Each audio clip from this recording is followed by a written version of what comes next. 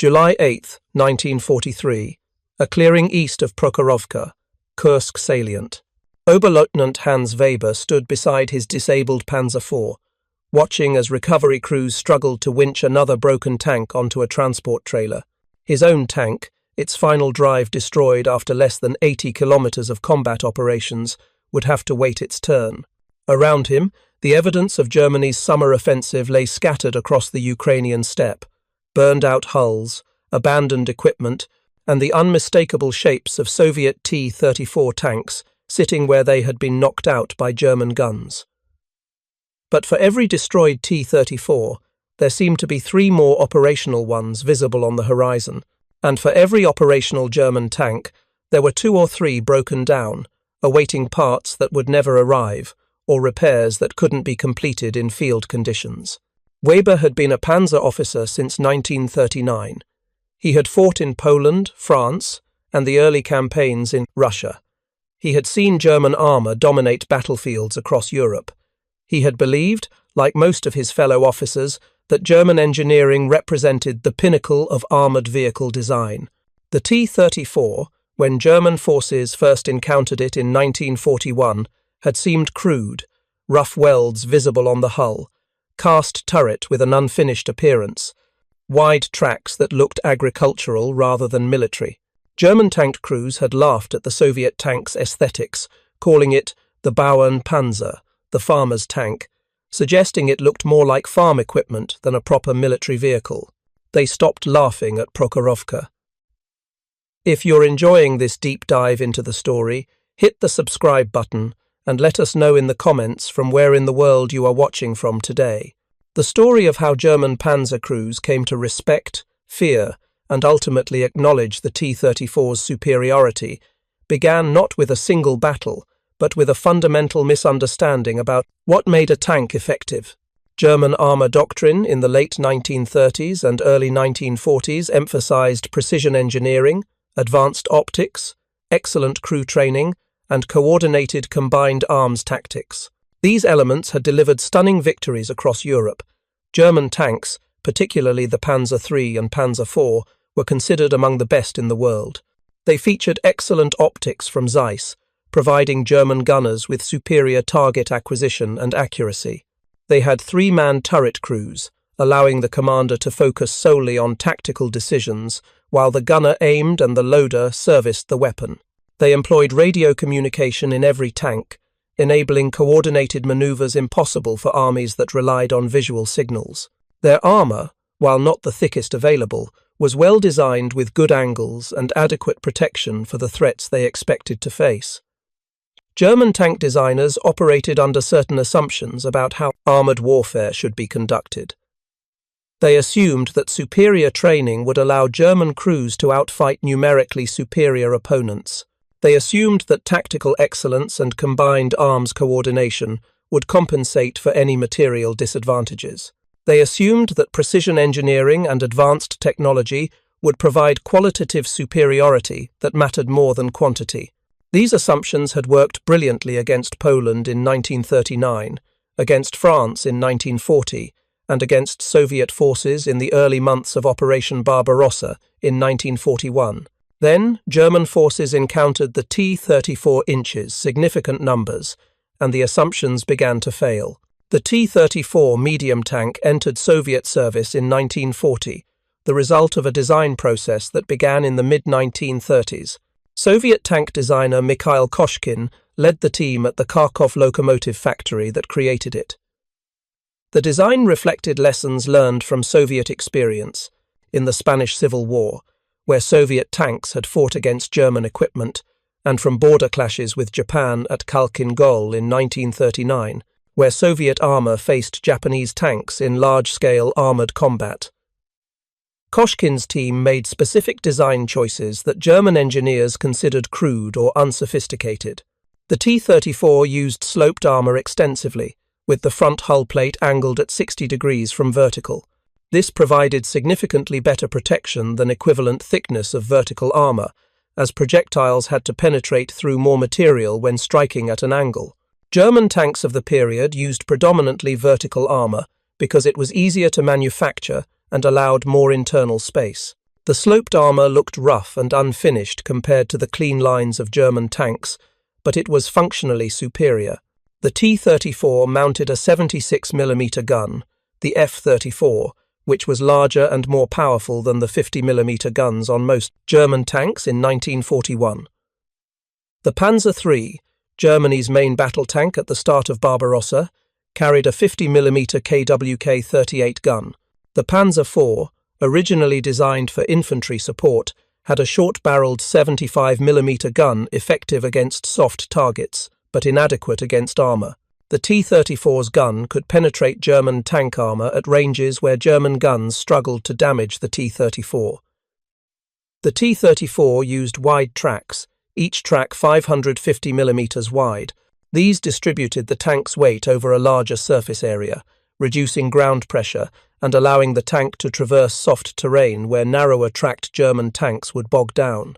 The wide tracks looked crude to German observers, like something from an agricultural tractor, but they gave the T-34 superior mobility in the mud, snow, and soft ground conditions that characterized much of the Eastern Front. The T-34's suspension used Christie-style large road wheels with long travel coil springs. This provided excellent cross-country performance, allowing the tank to maintain speed over rough terrain. The suspension was simple, requiring minimal maintenance compared to more complex German suspension systems. It looked basic, even primitive compared to German designs, but it worked reliably under conditions that broke German suspensions. When German forces invaded the Soviet Union on June 22, 1941, they initially faced older Soviet tanks, the T-26 light tank, the BT series of fast tanks with thin armour, and the multi-turreted T-35 heavy tank. These older designs were quickly overwhelmed by German tactical excellence and better crew training. German commanders filed reports confirming their pre-invasion assessments. Soviet armour was obsolete, Soviet tank crews were poorly trained, and German panzers were clearly superior. Then the T-34 seconds appeared. The first encounters were shocking to German tank crews. A Panzer III commander would sight a T-34 at normal combat range, perhaps 800 meters. His gunner would aim carefully using excellent German optics. The gun would fire. The armour-piercing round would strike the T-34's sloped frontal armour and ricochet off, leaving a scar on the armour plate but no penetration. The T-34 would return fire. Its 76mm gun would send a round through the Panzer III's frontal armour, which was only 30mm thick on early models and 50mm on later variants, neither adequate against the T-34's gun. The German tank would be penetrated, often catastrophically. Ammunition would detonate, crew members would be killed or wounded, the tank would burn. The T-34 would continue advancing, seemingly invulnerable to German fire at ranges where it could easily destroy German tanks. German commanders filed alarmed reports to higher headquarters. A new Soviet tank had appeared that German standard anti-tank weapons could not reliably defeat at combat ranges. The Plessis's oration, 50mm guns on Panzer III, required close-range engagements to penetrate T-34 armour. The short-barreled 75mm guns on Panzer IV's lacked the velocity to defeat the T-34's sloped armour reliably. Only the 88mm anti-aircraft guns, pressed into anti-tank rolls, could reliably destroy T-34 seconds at range, and these were not available in sufficient numbers. General Heinz Guderian, one of Germany's leading armour theorists and commanders, encountered T-34 seconds during his drive toward Moscow in the autumn of 1941. He would later write that the T-34 was the best tank in the world at that time. This was an extraordinary admission from a German general whose entire reputation rested on armoured warfare expertise and whose nation prided itself on technological superiority. German technical intelligence units began intensive efforts to capture intact T-34 seconds for examination. They needed to understand what made this tank so effective and whether German industry could produce something comparable. In October 1941, German forces captured several T-34 seconds in various states of repair. These were shipped to the Kummersdorf proving ground outside Berlin, where German engineers could examine them thoroughly. The examination reports revealed uncomfortable truths about German armour development. The T-34's sloped armour provided protection equivalent to much thicker vertical armour. A 45mm plate angled at 60 degrees offered protection roughly equivalent to 90mm of vertical armour against armour-piercing projectiles. The T-34's actual armour was 45mm thick on the frontal hull, angled at 60 degrees. This made it effectively immune to German 50mm guns at most combat ranges. The T-34's 76mm gun had a muzzle velocity of approximately 612 meters per second with standard armour-piercing ammunition. This gave it significantly better armour and penetration than any German tank gun, except the long-barreled 75mm gun being developed for later Panzer IV variants. At 500 meters range, the T-34's gun could penetrate 69mm of armour plate angled at 30 degrees. No German tank in service in 1941 had that much frontal protection. The T-34's diesel engine, the V2 12-cylinder design producing 500 horsepower, provided excellent power-to-weight ratio. The engine was less prone to fires than gasoline engines used in German tanks. Diesel fuel was also less volatile and more readily available in Soviet territory. The engine's aluminum construction reduced weight while providing adequate strength. German engineers noted these advantages, but also noted that German industry lacked experience manufacturing large diesel engines and would face significant delays if attempting to convert to diesel power for tanks. The wide tracks impressed German observers despite their crude appearance. Track width of 550mm compared to 380mm for Panzer III and 400mm for Panzer IV. This 35 to 40% increase in width translated directly into reduced ground pressure and superior mobility on soft ground. German tanks would sink into mud that T-34 seconds could traverse. In the Rasputitsa, the seasonal mud that turned Russian roads into impassable bogs, T-34 seconds maintained mobility while German tanks were immobilized. German engineers also noted weaknesses. The T-34's two-man turret crew was inadequate. The commander had to serve as gunner, aiming and firing the main gun while simultaneously trying to command the tank and maintain situational awareness. This divided attention degraded both gunnery and command effectiveness. German three-man turret crews had significant advantages in target acquisition, engagement speed, and tactical coordination. The T-34's vision devices were crude. The driver had a simple periscope and limited forward vision. The commander had a simple cupola with vision slits that provided restricted observation. German tanks had superior optics and vision equipment, allowing German crews to spot targets first in many engagements. This was a real advantage that allowed German forces to partially offset the T-34's superior gun and armour. The T-34's transmission was prone to problems. The gearbox was difficult to shift, requiring significant physical effort from the driver. Gear changes were often rough, causing transmission wear. Many T-34 seconds experienced transmission failures requiring replacement after relatively short operational distances. German tanks, despite their own mechanical issues, had better designed transmissions that were easier to operate and somewhat more reliable. The T-34's build quality was inconsistent. Some tanks showed excellent workmanship with tight tolerances and good finishes. Others showed rough welds, poorly fitted hatches, and obvious manufacturing defects. This reflected Soviet industrial conditions, where factories operated under tremendous pressure to maximize production, sometimes sacrificing quality control. German manufacturing standards were generally higher, producing tanks with better fit and finish. German commanders and engineers analyzed all this information and reached contradictory conclusions. Yes, the T-34 had significant advantages in firepower, armor protection, and mobility. Yes, these advantages translated into battlefield effectiveness that German tanks could not match one for one.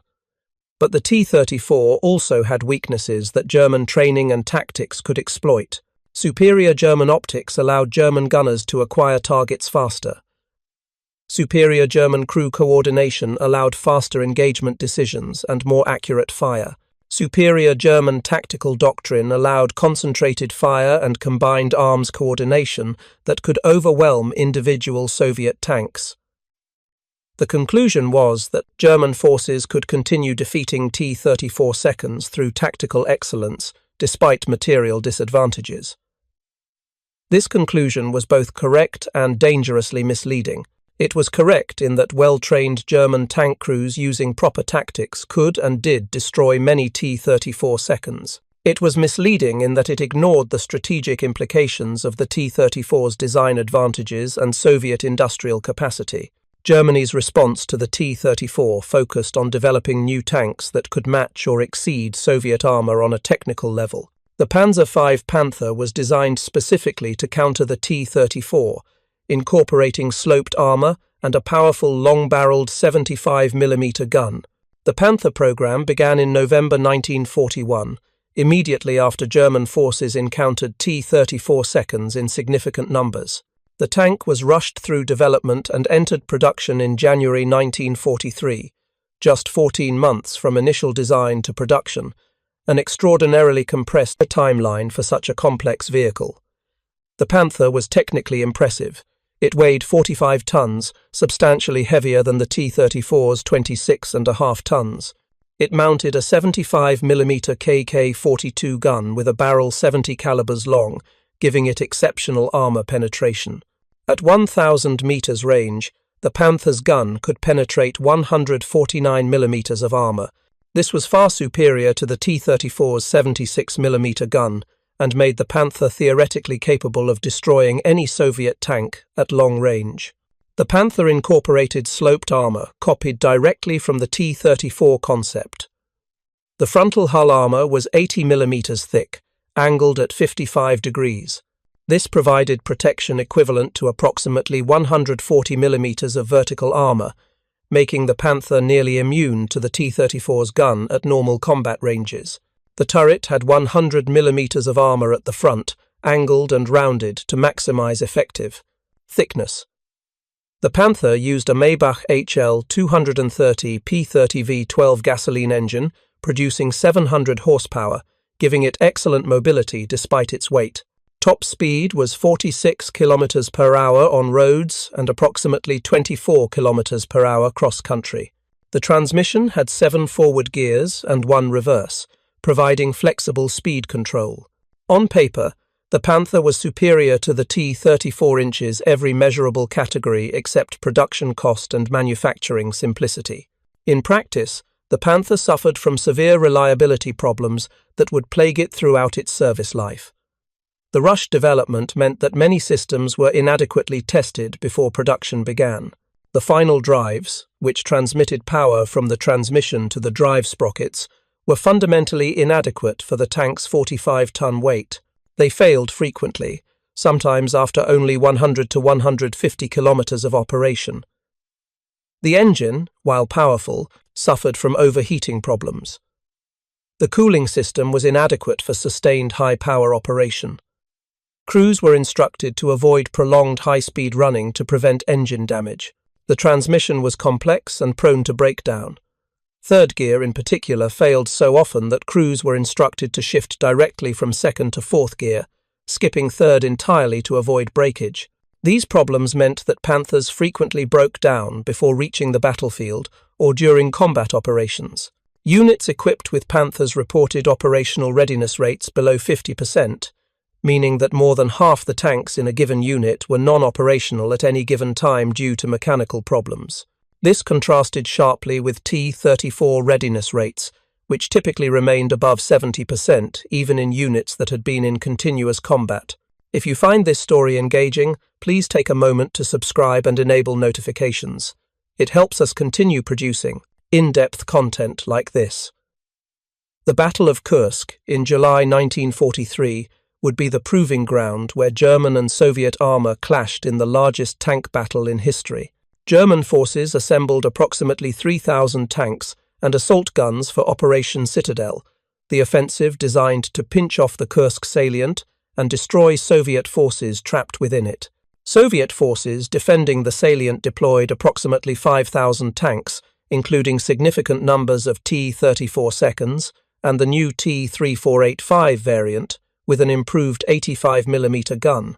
German planners knew they faced numerical disadvantage, but believed qualitative superiority would prevail. They fielded 200 Panthers, representing the newest and theoretically most capable tanks in the world.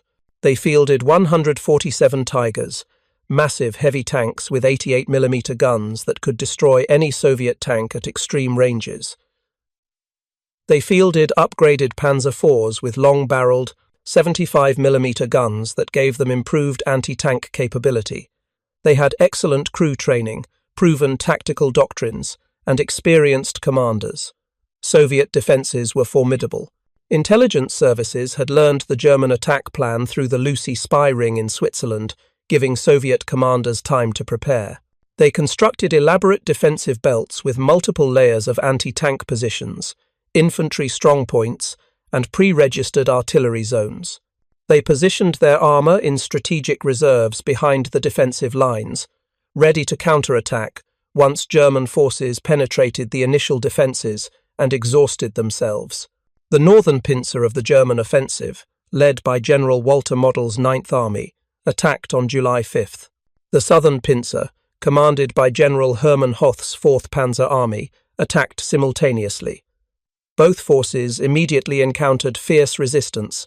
Soviet anti-tank guns, artillery, and dug-in tanks inflicted heavy casualties. German armour advanced, but at tremendous cost in men and machines. The Panthers, rushed into combat before their mechanical problems were fully resolved, suffered catastrophic failure rates. Of the 200 Panthers committed to Operation Citadel, approximately 160 were non-operational by July 10th due to mechanical breakdowns. Final drive failures immobilized tanks far from any combat. Engine fires destroyed tanks that had survived Soviet anti-tank fire. Transmission problems left tanks stranded, unable to move forward or retreat.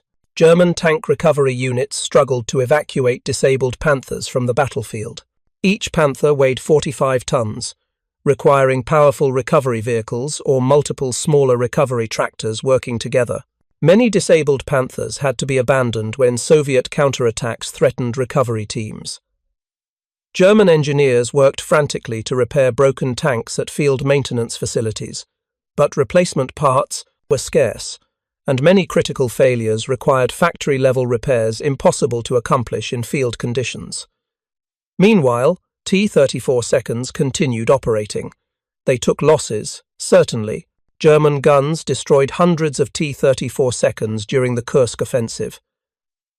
But for every T-34 destroyed, Soviet factories produced replacements. For every T-34 that broke down, Soviet mechanics repaired it or cannibalized it for parts to keep other tanks operational. The T-34's simpler design meant that field repairs were more feasible. Its diesel engine was more tolerant of rough treatment and poor maintenance. Its transmission, while crude, was robust enough to function reliably under combat conditions.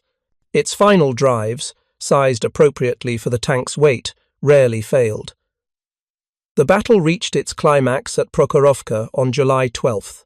The largest tank engagement of the battle, and one of the largest in military history, occurred when Soviet 5th Guards Tank Army counterattacked against German forces that had penetrated Soviet defences. Approximately 800 Soviet tanks, predominantly T-34's, engaged approximately 300 German tanks and assault guns from the 2nd SS Panzer Corps. The battle was chaotic, confused, and devastating to both sides. Soviet tanks attacked in massive waves, attempting to close with German armour before the Germans' superior long-range gunnery could destroy them. The Soviets lost approximately 300 to 400 tanks in the engagement, suffering horrendous casualties. German forces lost significantly fewer tanks, perhaps 40 to 80, depending on which sources are consulted. By traditional metrics of combat effectiveness, the Germans won the tactical engagement decisively. But the strategic picture told a different story. Soviet losses, while heavy, were sustainable. Soviet factories would replace the destroyed tanks within weeks. Soviet training facilities would provide replacement crews. Soviet industrial capacity could absorb losses that would have been crippling to German forces. German losses, while numerically smaller, represented irreplaceable assets. Each Panther lost could not be quickly replaced. Each experienced crew killed represented training investment Germany could not afford to lose.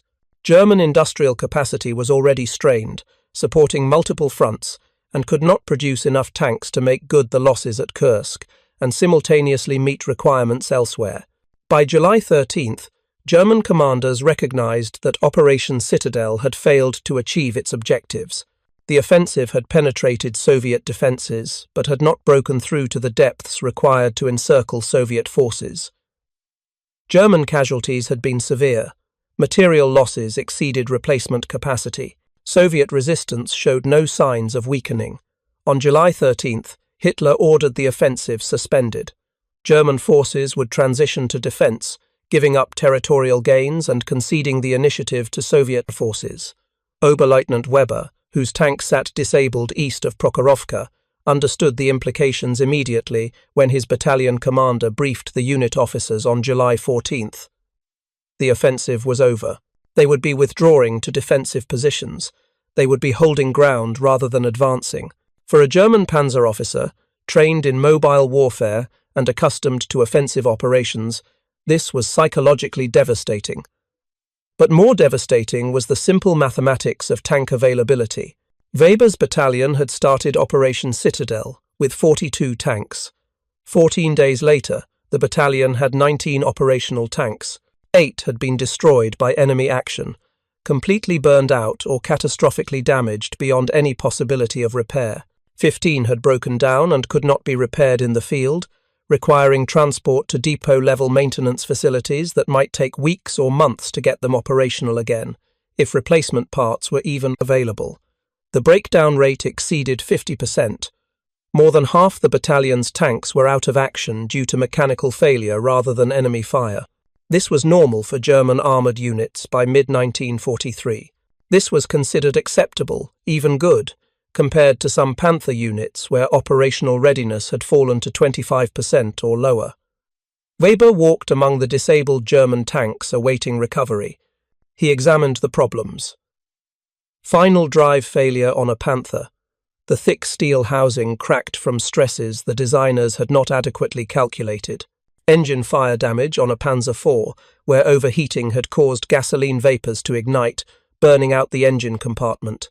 Transmission failure on another Panther, where the complex gearbox had simply stopped functioning after less than 100 kilometers of movement, leaving the tank immobilized with no obvious way to fix it in field conditions. Then, he walked toward a collection of destroyed Soviet tanks that German forces had pushed off the road to clear routes for supply vehicles. These T-34's had been knocked out by German fire. Penetrations were visible where German guns had found weak points: the turret ring, the thinner side armour, the rear deck. These tanks had been destroyed in combat, fighting until German firepower overwhelmed them. But none had been abandoned due to mechanical breakdown. Every destroyed T-34 inches, the collection had been knocked out by enemy action, not by its own mechanical deficiencies. The contrast with German tanks was stark and impossible to ignore. German armour was being defeated by its own engineering as much as by Soviet guns. Weber examined one T-34 more closely. The tank had taken multiple hits. One had penetrated the turret side, likely killing the commander and gunner instantly. Another had penetrated the rear deck, probably detonating ammunition and causing the crew to abandon the vehicle. Burn marks showed where fire had consumed the interior. This tank was clearly destroyed beyond any hope of repair. But Weber could see that before its destruction, this tank had been mechanically sound. The tracks showed even wear, indicating proper maintenance and alignment. The road wheels were intact, the suspension components undamaged. The engine compartment, visible through the damage that had destroyed the tank, showed an engine that had been running properly when the tank was hit. The transmission housing was intact. The final drives, visible where track had been blown off by the impacts, looked functional. This T-34 had not broken down. It had not been abandoned by its crew because mechanical problems left it immobilized. It had fought until German fire destroyed it. That was the key difference. T-34 seconds fought until they were destroyed. German tanks broke down before they could be destroyed. The German tank crews had stopped laughing at the T-34's crude appearance. They had stopped calling it the farmer's tank. They had stopped making jokes about Soviet engineering. They now understood that the T-34's rough welds and unfinished appearance concealed functional superiority that German precision engineering had somehow failed to achieve. The T-34 worked. It worked reliably under conditions that broke German tanks. It worked in the mud, in the snow, in the summer heat, in continuous operations that would have exhausted German mechanical systems. Its crude-looking tracks distributed weight effectively. Its simple-looking suspension absorbed punishment without failing. Its agricultural-looking diesel engine ran and ran and ran, requiring minimal maintenance while German gasoline engines demanded constant expert attention. German after-action reports from Kursk documented these observations. Unit commanders noted that Soviet tank units maintained higher operational readiness than German units. Intelligence officers noted that T-34 seconds recovered from the battlefield often showed signs of extensive combat use, but little mechanical wear, suggesting that the tanks had been reliable in service until destroyed by enemy fire. Technical intelligence teams examining captured T-34 seconds found that the tanks had typically covered hundreds of kilometers, sometimes over 1,000 kilometers, without major mechanical servicing. One report from the 23rd Panzer Division noted that of 47 T-34 seconds examined after combat, 43 showed battle damage as the cause of loss, while only 4 had been abandoned due to mechanical problems. Of those 4, 3 appeared to have run out of fuel rather than suffering mechanical breakdown, and 1 had thrown a track that could have been repaired if the crew had time and were not under fire. None showed the catastrophic mechanical failures that characterized German tank losses. By comparison, the same division's German tanks showed 32 losses to enemy action and 41 losses to mechanical breakdown over the same period. Nearly 60% of German tank losses were self-inflicted through mechanical failure, while over 90% of Soviet tank losses were due to German fire. The implication was obvious and humiliating. German tanks were defeating themselves more effectively than Soviet tanks were defeating them, while Soviet tanks required German firepower to stop them because they would not stop themselves through mechanical failure. The root cause lay in fundamental design philosophy differences. Soviet designers creating the T-34 had prioritized different characteristics than German designers. Where German designers emphasized precision, tight tolerances, and advanced features, Soviet designers emphasized robustness, simplicity, and maintainability. Where German designers assumed highly trained crews and sophisticated maintenance support, Soviet designers assumed crews with basic training and minimal maintenance infrastructure. The T-34's V2 diesel engine exemplified this philosophy. The engine was not sophisticated by engineering standards. It used straightforward design principles with few advanced features. The aluminum engine block and cylinder heads reduced weight, but were not particularly innovative. The fuel injection system was simple and relatively crude compared to what German engineers could have designed. But the engine worked reliably because every component had generous design margins. Parts were sized to exceed stress requirements by substantial factors. Tolerances were loose enough that manufacturing variations did not cause problems. The engine could tolerate poor quality fuel, inadequate lubrication, and operator abuse that would destroy more sophisticated engines. It was designed for the reality of combat conditions, rather than for the idealized operating conditions that existed in engineering textbooks. The T-34's transmission, while difficult to shift and crude in operation, was fundamentally robust. The gearbox used simple straight-cut gears that were easy to manufacture and inherently strong. The clutch was oversized for the power being transmitted, giving it a long service life. The entire transmission could be removed and replaced as a unit by a minimally trained crew using basic tools and a field crane. German transmissions, more sophisticated and smoother in operation, required specialized tools and factory-trained technicians for major repairs. The T-34's tracks were a masterpiece of simple, effective design. Each track link was a steel casting, crude in appearance but functionally excellent. The wide track distributed the tank's weight effectively. The track pins were sized generously, wearing slowly even under harsh use. A broken track could be repaired quickly, using the track links and pins that every T-34 carried as standard equipment. German tank tracks, more sophisticated in design, were also more prone to damage and more difficult to repair in field conditions. The T-34's suspension used large road wheels with coil springs, a design borrowed from American engineer J. Walter Christie's tank designs of the 1930s. The suspension provided excellent ride quality and durability. The wheels were interchangeable, allowing crews to replace damaged wheels quickly. The springs rarely broke, and when they did, the tank could still move with degraded performance. German suspension systems, using torsion bars and complex bogie assemblies, were sophisticated but also fragile, requiring careful maintenance and frequent adjustment. Soviet industrial philosophy supported this design approach. Soviet factories built T-34 seconds in enormous numbers, prioritizing production volume over manufacturing precision. A T-34 rolling off the production line at factory number 183 inches. Nizhny Tagil might have rough welds, imperfect alignment, and visible manufacturing defects. But it would run. It would drive hundreds of kilometers to the front. It would fight effectively in combat. It would survive conditions that would immobilize more carefully manufactured vehicles. Soviet production numbers demonstrated this advantage conclusively. In 1943, Soviet factories produced 15,696 tons, 3-4 tanks of all variants. This was more than double German production of all tank types combined.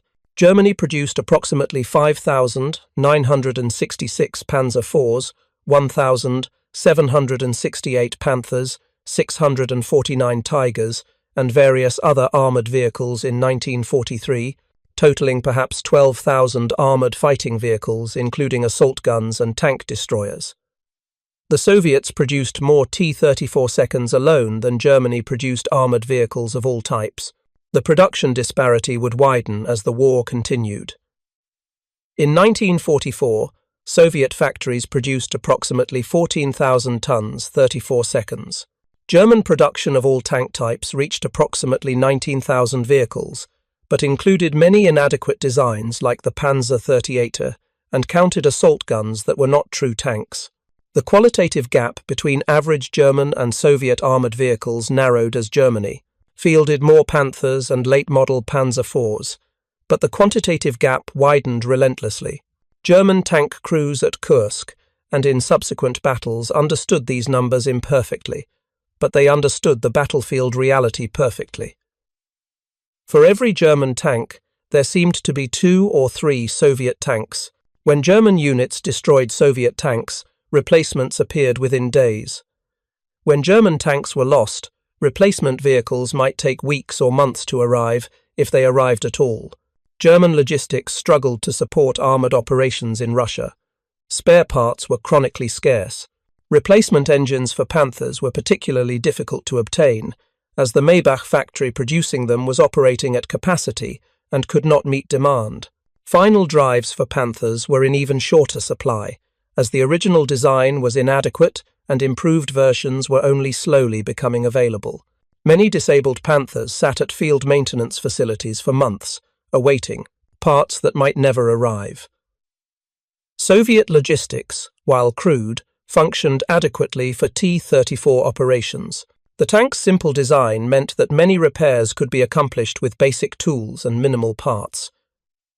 The diesel engine tolerated poor quality fuel that would have destroyed gasoline engines, The wide tracks meant that broken tracks could often be repaired by removing damaged links rather than requiring complete track replacement. Soviet factories produced spare parts in large quantities, shipping them to frontline units along with replacement tanks. The strategic implications became clear to German commanders after Kursk. Germany could not win a war of attrition against Soviet industrial capacity. Every tank lost was increasingly difficult to replace. Every trained crew killed represented investment that Germany could not afford to lose. Soviet losses, while heavy, were sustainable because Soviet industry could replace losses faster than German forces could inflict them. German General Friedrich von Mellenthin, who served as Chief of Staff for various Panzer Corps on the Eastern Front, would write after the war about the impact of Soviet industrial production on German operations. He noted that destroying Soviet tanks seemed futile because replacements appeared constantly. He observed that Soviet tank crews improved steadily in training and competence as the war progressed, while German crew quality declined as experienced personnel were killed and inadequately trained replacements filled the ranks. He concluded that Germany's qualitative advantages in tank design and crew training were overwhelmed by Soviet quantitative advantages and superior mechanical reliability. The T-34's combat performance at Kursk and after vindicated its design philosophy completely. The tank was not elegant, it was not sophisticated, it did not have the best optics or the best crew ergonomics or the most advanced features, but it worked, reliably and effectively, under conditions that defeated more sophisticated designs. That reliability, combined with overwhelming numerical superiority, proved decisive. German responses to the T-34 throughout the war became increasingly desperate. The Panther, designed specifically to counter the T-34, was technically superior but mechanically unreliable and difficult to produce in adequate numbers. The Tiger, a heavy breakthrough tank with exceptional firepower and protection, was even more unreliable and was produced in such small numbers that it had minimal strategic impact. Late-war projects like the Tiger II and various other heavy tank designs represented technical sophistication, reaching absurd extremes while operational reliability declined to catastrophic levels. By late 1944 and into 1945, German armoured units often achieved impressive tactical results when they could get their sophisticated tanks operational and properly supplied. German crews destroying multiple Soviet tanks before being overwhelmed were common. But these tactical successes meant nothing strategically because German forces could not sustain operations, could not replace losses, and could not prevent Soviet advances supported by seemingly endless numbers of T-34 seconds. The Battle of Kursk marked the last major German offensive on the Eastern Front. After Kursk, German forces were permanently on the defensive, fighting delaying actions and attempting to slow Soviet advances. The failure at Kursk had multiple causes: Soviet defensive preparations, German intelligence failures, Hitler's interference in operational planning, and tactical mistakes by German commanders. But underlying all these factors was the fundamental material reality that German armour could not achieve the sustained operational tempo required for breakthrough operations because too many tanks broke down before reaching objectives. Soviet forces, by contrast, could sustain operations because their tanks kept running. T-34 seconds that survived combat could be refueled, rearmed, and sent back into action within hours. Disabled T-34 seconds could often be repaired quickly and returned to service within days. Destroyed T-34 seconds were replaced by new vehicles from factories that produced them in the thousands. The Soviet tank force grew stronger as the war progressed, while German armour grew weaker. German tank crew memoirs and accounts from the Eastern Front consistently note the transformation in attitudes toward the T-34. Early war accounts describe the tank with contempt: crude, ugly, unsophisticated. Mid-war accounts describe it with respect: effective, numerous, dangerous. Late-war accounts describe it with a mixture of fear and resignation: unstoppable, overwhelming, the harbinger of inevitable defeat. One German Panzer commander, interviewed decades after the war, summarized the evolution of understanding: We laughed at the T-34 when we first saw it. The rough welds, the crude finish, the agricultural tracks, CISO, it looked like something a blacksmith had hammered together in a village workshop. We thought it proved that Soviet industry was primitive and that our Panthers and Tigers would sweep them aside. Then we fought at Kursk. I watched T-34 seconds that had been hit multiple times, that were leaking fuel and oil, that had damaged tracks and wounded crews, continue fighting. I watched my Panther break down for the third time in 2 weeks, immobilized by final drive failure, while T-34 seconds rolled past. I stopped laughing. We all stopped laughing. The lesson learned at terrible cost was that in modern mechanized warfare, reliability matters more than sophistication.